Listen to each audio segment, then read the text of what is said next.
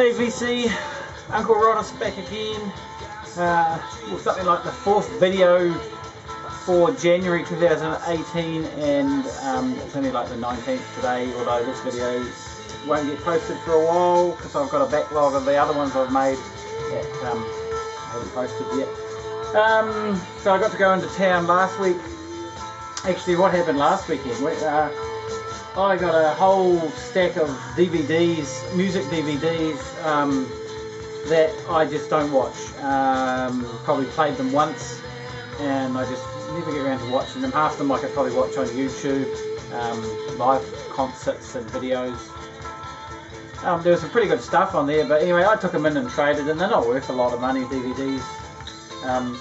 So I got a trade enough to buy, I think, 5 albums. So from last week, so they are 2 very good scores that week on that trip. Was this one, Tall Dwarfs, Slug Bucket, Hairy Breath Monster. This was actually a Flying Nun release, believe it or not, but it actually comes so that the sleeve is actually separated like that, and the original price of $6.95 when they brought it back in 1984, I think. And it has this little fold out picture thingy, and there was, I think I was asked, there are some postcards, or a postcard that was with it, which I don't have. But the vinyl plays well. I think that's probably the Tall Dwarfs' best EP. They put out like 4 to 5 EPs from the early 80s through to the mid 80s before they kind of started putting out albums, and that's probably their best work, their earlier stuff. So mostly New Zealand, well, pretty much all New Zealand stuff.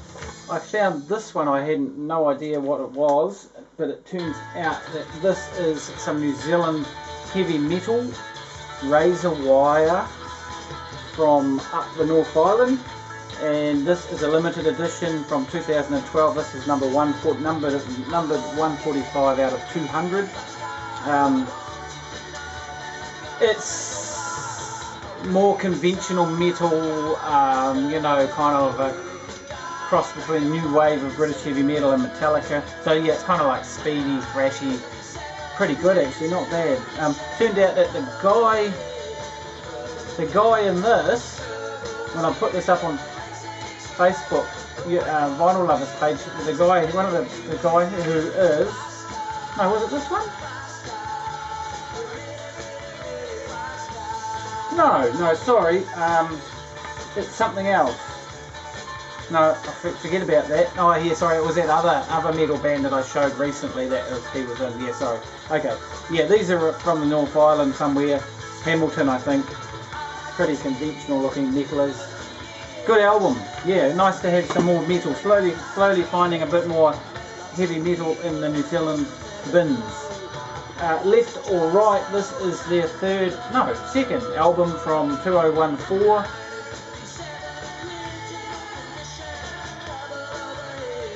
Maybe. I know there's a date on here somewhere. This is a double LP. It's pretty cool. On orange vinyl, translucent vinyl. This is their middle album, so I now have all 3 of them. They are a sort of a not instrumental, they do have vocals, but they kind of play a reggae tinged psychedelic rock sort of, I don't know, it's hard to describe. Also from that trip last week, I picked this up, quite an interesting record. It's a early Kiwi record composer series. It's actually SLLD2, which is the second album in that series, I think. I think that's the name of the numbers they use. This is actually a stereo version of a slightly earlier issue, or it's the stereo version of about the same time. I thought it might have been about 1960, but it's actually about 1966. Yeah, so Douglas Lilburn and then a bunch of other guys. It's all classical sort of music. Not something I'm going to listen to.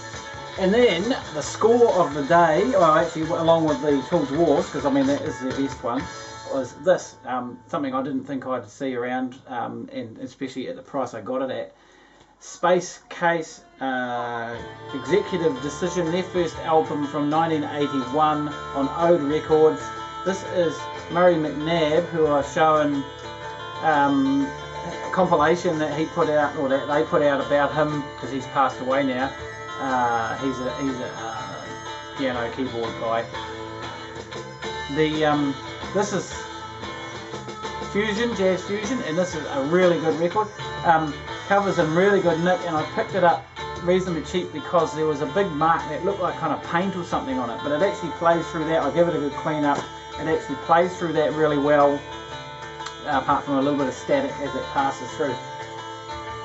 Today I went into town. My wife was going up to Wellington, so I had to drop her at the airport rather early this morning, and then I had some appointments and some things to do in town, so in between times when I was waiting for the places to open, I went to Penny Lane as I would, because they open quite early, like 8 o'clock, which was really nice. Found this first up, Happy Anniversary Darling. Had no idea what this was, but I had a look at it. I don't know why I even looked at it, because you flip through the bins and you see stuff you've never seen before and you have no idea, and I'm always looking for New Zealand stuff, and I happened to look at this and I thought, okay, let's check it out. Is this a New Zealand record? Sure enough, it is, and it turned out that it's a split record from 1988 by a band called Piehead and another band called the Rhubarb Collective, and they share some of the same members.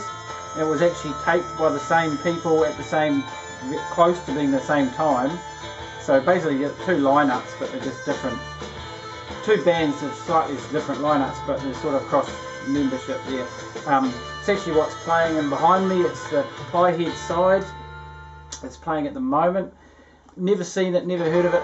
Took it up to the counter, asked the guy if they knew anything about it, and one of the guys said, yeah, I knew a few of the guys. I was in bands and blah blah blah and that. And so interesting addition to my New Zealand collection from Christchurch, so my hometown.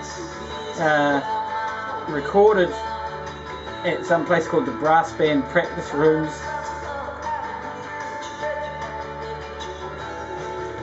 Yep, pretty cool. Lo-fi sort of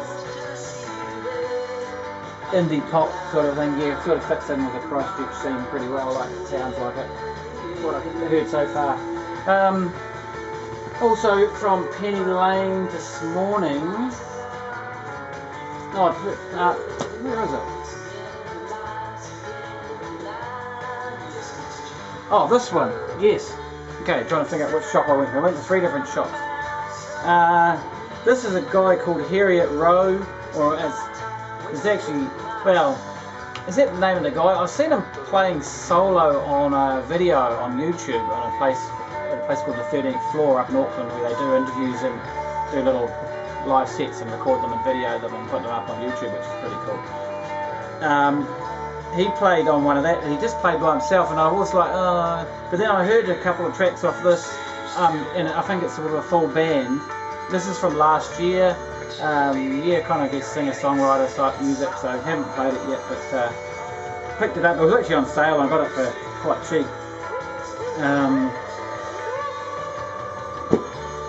And then a non-New Zealand one, can you believe? A non-New Zealand one. I picked this up.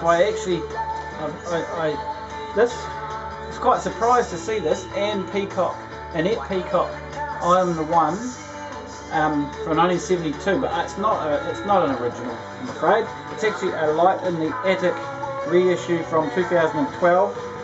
There was a limited edition of 1000. This is number 550, numbered at the bottom.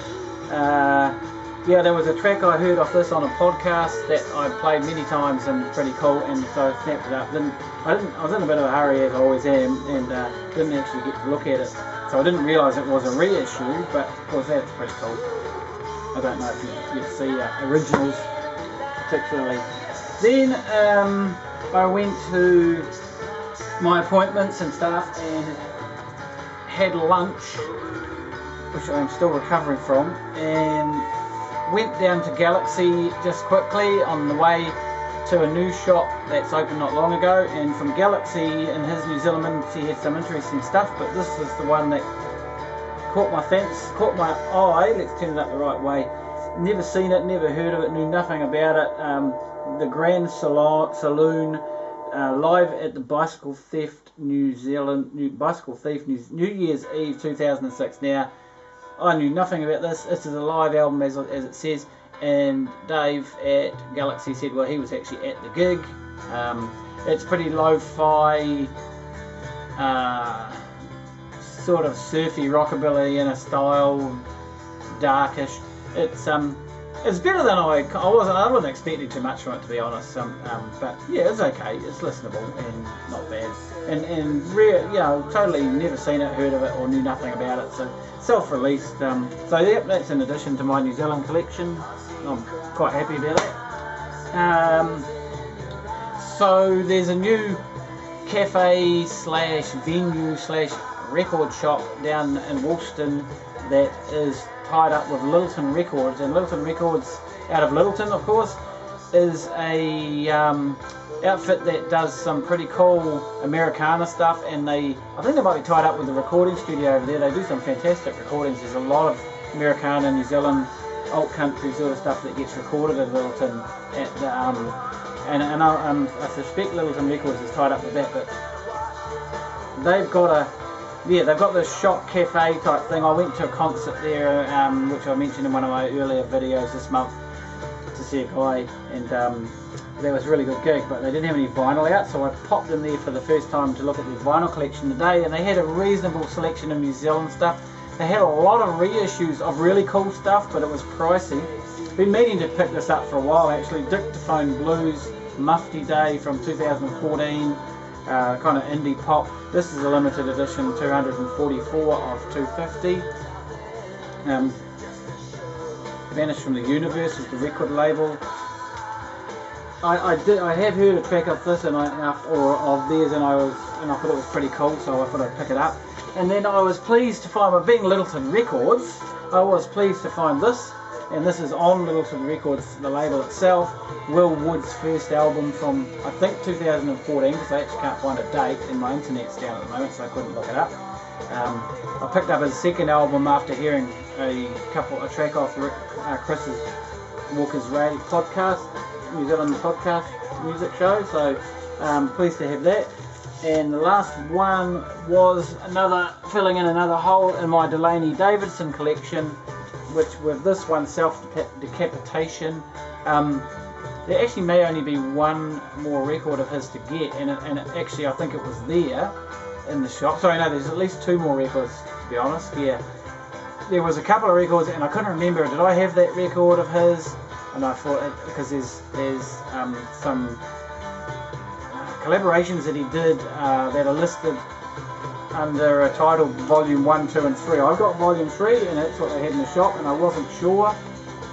Cool cover actually. This is on Voodoo Rhythm Records, 2010. But there was another Delaney one there, and it was like, oh, have I got that one? And because I've already bought one Delaney record, which I turned out that I already had, so I've got two copies of that sitting in here.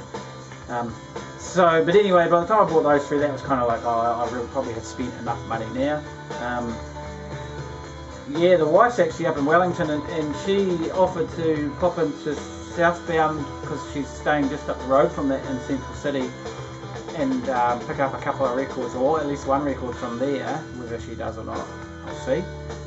Whether I'll get one or two, she's promised just to buy me as a treat, so that's cool. So I went on their site and found a couple of records, plus I've got some other really cool New Zealand Grail coming down from Wellington, from up north of Wellington, from a guy I bought off the Facebook page, so that's really cool. That should be here the next day or so, well, if not tomorrow, Monday. Got two records off him coming, and plus some others that are on order, so it's been a really hectic month this month for new vinyl, and some really good finds. So alright, well, that's me. I shall see you again next time. Happy vinyl collection.